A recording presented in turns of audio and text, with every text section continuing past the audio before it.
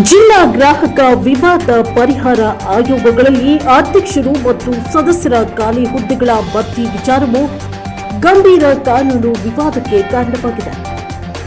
ಗೌರವಾನ್ವಿತ supreme court of India 2024ರ civil ಮೇಲ್ಮನವಿ ಸಂಖ್ಯೆ 9982ರಲ್ಲಿ 21/5/2025ರಂದು ನೀಡಿದ ಬದ್ಧ ತೀರ್ಪಿನ ಉಲ್ಲಂಘನೆ ನಡೆದಿದೆ ಎಂಬ ಆರೋಪ ಕೇಳಿಬಂದಿದೆ.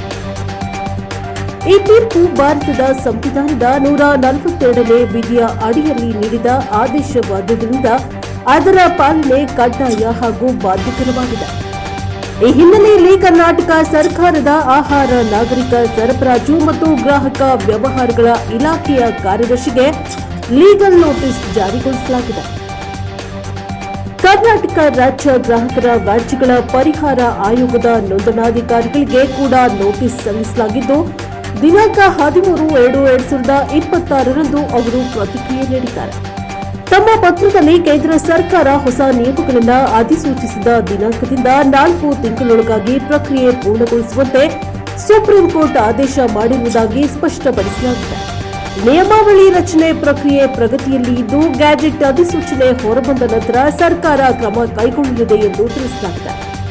ವಕೀಲರಾದ ರವಿರಾಜ್ ಕುಲಕರ್ಣಿಯವರು ಈ ಲೀಗಲ್ ನೋಟಿಸ್ ನೀಡಿರುವ ಪ್ರತಿಯನ್ನ ಕೇಂದ್ರ ಸರ್ಕಾರದ ಆಹಾರ ಮತ್ತು ಗ್ರಾಹಕ ವ್ಯವಹಾರಗಳ ಇಲಾಖೆ ನವದೆಹಲಿ ಇವರಿಗೆ ನೀಡಿದ್ದು, ಸದರಿ ಪತ್ರದ ಪ್ರತಿಯನ್ನ ಸಹ ಮಾನ್ಯ ಸರ್ವೋಚ್ಚ ನ್ಯಾಯಾಲಯದ ರಿಜಿಸ್ಟ್ರಾರ್ ಜನರಲ್ ಅವರಿಗೆ ಮಾಹಿತಿಗಾಗಿ ಕಳಿಸಲಾಗಿದೆ.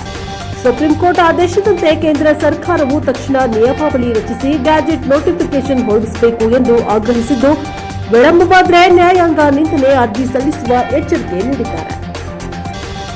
ಗ್ರಾಹಕರ ನ್ಯಾಯ ಹಕ್ಕುಗಳ ರಕ್ಷಣೆಗಾಗಿ ಆಯೋಗಗಳ ಸಂಪೂರ್ಣ ಕಾರ್ಯನಿರ್ವಹಣೆ ಅಗತ್ಯವಾಗಿದ್ದು, ಕೇಂದ್ರ ಹಾಗೂ ಕರ್ನಾಟಕ ಸರ್ಕಾರಗಳು ಸುಪ್ರೀಂ ಕೋರ್ಟ್ ಆದೇಶದಂತೆ ಶೀಘ್ರ ಹಾಗೂ ಪಾರದರ್ಶಕ ಕ್ರಮ ಕೈಗೊಳ್ಳುತ್ತದೆಯೇ ಎಂಬುದನ್ನು ಕಾದು ನೋಡಬೇಕಿದೆ.